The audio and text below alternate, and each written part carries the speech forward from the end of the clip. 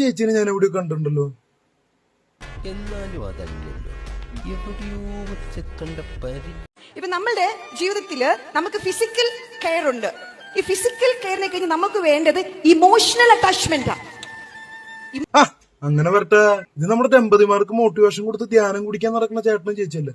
അയ്യോ, ഈ ചേച്ചിക്ക് എന്നാ പറ്റി?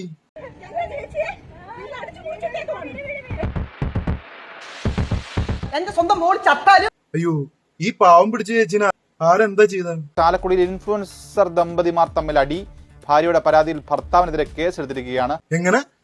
ചാലക്കുടിയിൽ ഇൻഫ്ലുവൻസർ ദമ്പതിമാർ തമ്മിൽ അടി, ഭാര്യയുടെ പരാതിയിൽ ഭർത്താവിനെതിരെ കേസ് എടുത്തിരിക്കുകയാണ്. ഫിലോ കാലിയ ഫൗണ്ടേഷൻ നടത്തിപ്പുകാരായ ജിജി മാരായും ഭർത്താവ് മാരിയോ ജോസഫും തമ്മിൽ കുടുംബ തർക്കം പറഞ്ഞു തീർക്കുന്നതിനിടെയാണ് അടിപിടി ഉണ്ടായതെന്നാണ്. ഇത് കൊള്ളാലോ കളി. കുറുന്തോട്ടിക്കും വാദോ.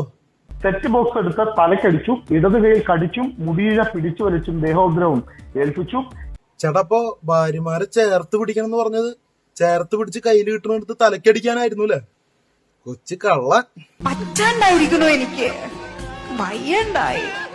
അയ്യോടാ പാവം, വയ്യാണ്ടാവും. സെറ്റപ്പ് ബോക്സ് ഒക്കെ വെച്ച് തലക്കടിക്കാന്ന് പറഞ്ഞ പിന്നെ വയ്യാണ്ടാവാതിരിക്കൂ.